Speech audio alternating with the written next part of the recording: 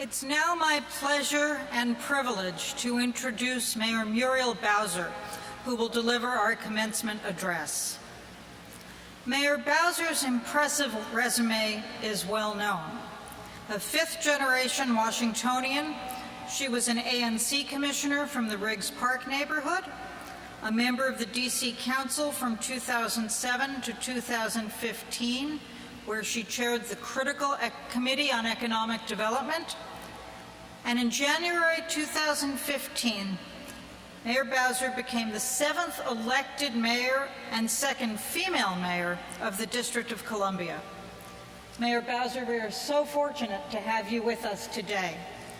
I say this not just because of Mayor Bowser's accomplishments, but I'm really thinking also of the fact that we don't often have the privilege of hearing from one who knows so deeply of the benefits of single-sex education.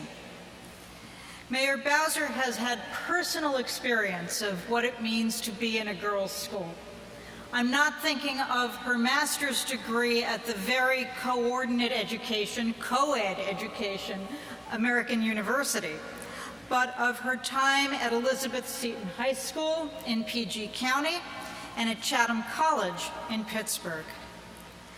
Both of them single-sex institutions. And Mayor Bowser brings a familiarity with NCS as well, since today is not the first time we have had the privilege of time with her. Early in her term, Mayor Bowser came and spoke to the middle and upper schools, and I understand that most of it was a freewheeling discussion, a question and answer session that vividly demonstrated for our students the challenges of running a major city and the importance of vision and leadership and holding on to the ideals that led Mayor Bowser to a career in public service. We are so pleased to welcome you back to the Close.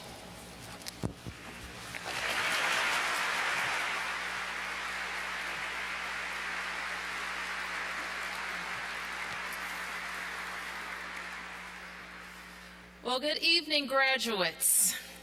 Madam Board Chair, Madam Head of School, parents, faculty, and of course, the class of 2016.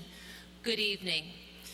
As I rise to the podium, I shudder to think of the speeches that have been delivered here, but I will start with a humble one to you. I want to congratulate your family, your friends, and teachers here at NCS who supported and encouraged you towards this very special moment.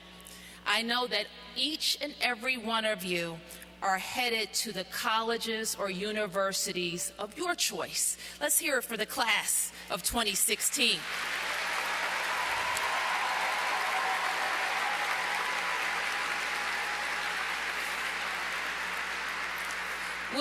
We know that you'll go as near as Baltimore to Massachusetts and even across the pond, I understand, to London. But I hope that you will remember that this is your home at NCS.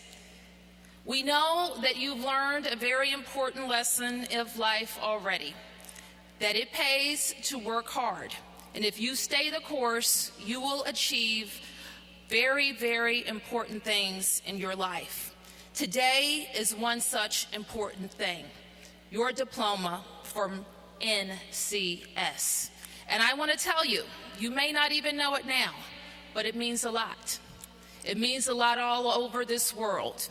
Everybody knows that the women of NCS are smart, hardworking, critical thinkers. They know you speak well. They know you learn that you know how to learn and that you know how to succeed. And it is true that I'm a big fan of women's education. My parents, like yours, made a huge investment in me in sending me to a school for girls and then on to a college for women. And you will see as you get off in life how important and how much you learned and how much it will set you apart. You have learned that your hard work here will pay off. Nobody could put in the long hours for you. And I know the type and amount of work that your faculty gives you here. Nobody could do it for you. You found the time to not only excel in the classroom, but also on the field and out in our beloved community. This discipline will carry you and serve you well in college and in career. I had the chance very recently to give the commencement address at my alma mater in Pittsburgh. And I'm going to share with you just a few nuggets of what I shared with the women of Chatham Now University.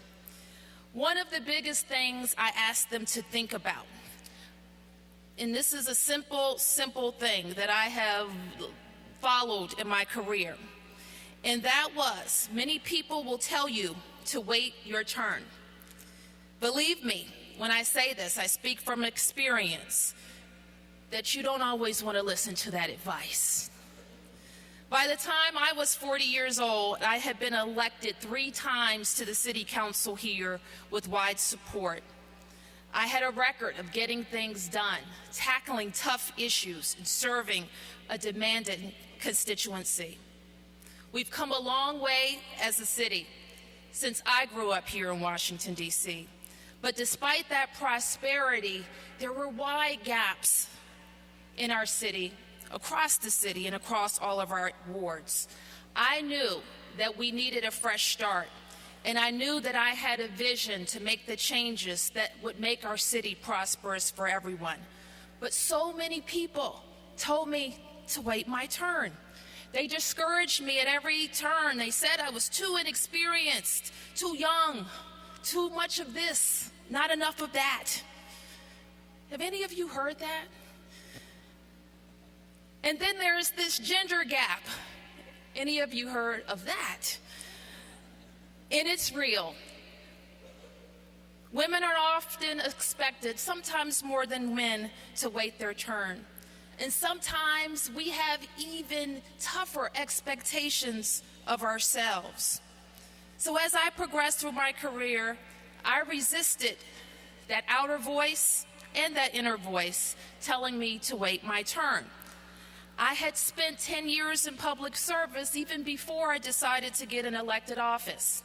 I had done the grunt work, I had done my homework, and I had proven that I could lead. So when I saw my window of opportunity, I put together the best team, the best plan. I delivered on that plan every single day, and we won.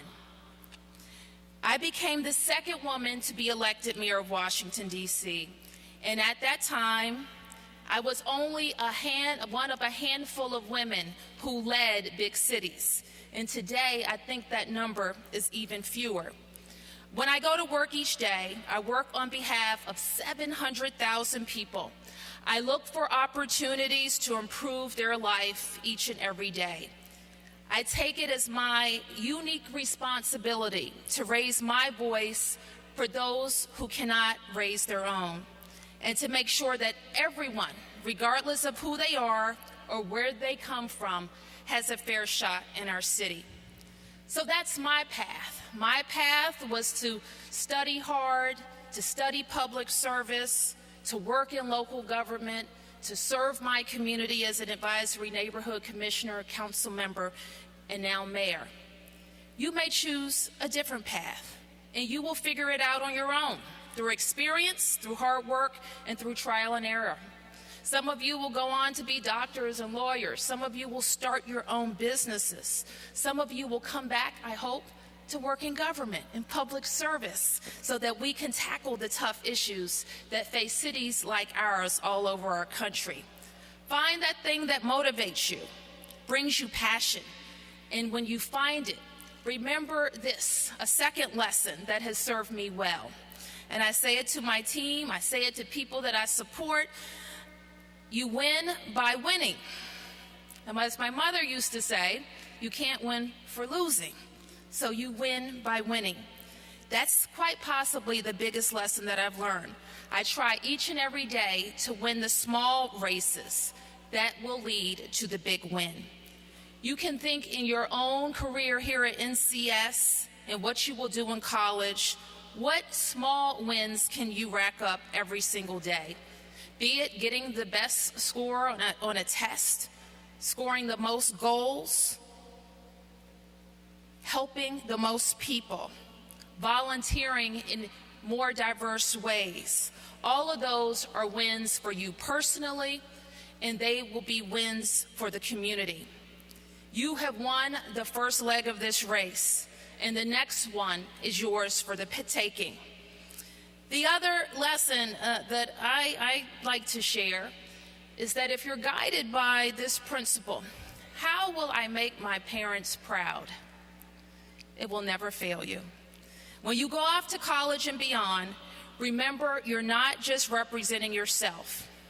You're representing your family, you're representing NCS, and you're representing your city. Remember what I said. Everybody knows about an NCS woman, so a lot will be expected of you, and I have no doubt that you will deliver. Remember, you were educated in the best city in the world, soon to be the 51st state of our union.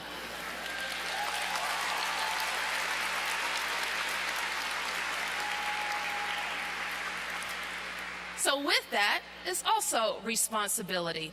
A lot will be expected of you, and I have no doubt that you will deliver.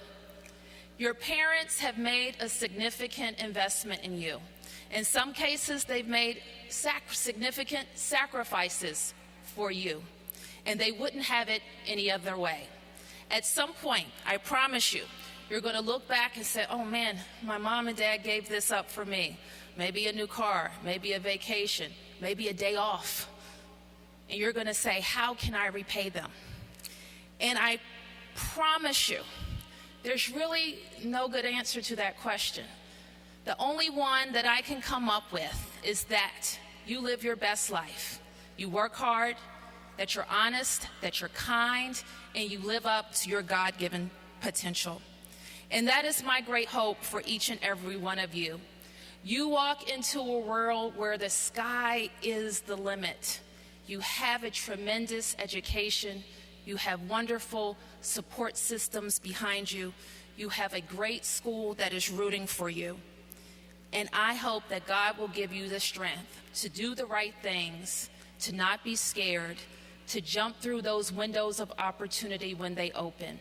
Your parents and the faculty here will tell you that those windows are only open, sometimes that much, and sometimes only for a moment. Get yourselves ready to jump through it when your opportunity comes.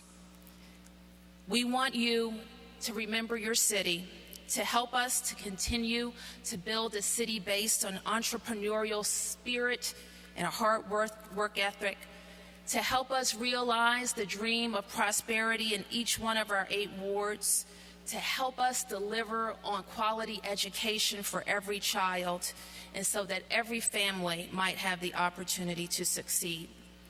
And most of all, I hope that you know that your city is proud of you, that we're rooting for you, and we're going to have a great place if you choose to come home. God bless you all and good luck.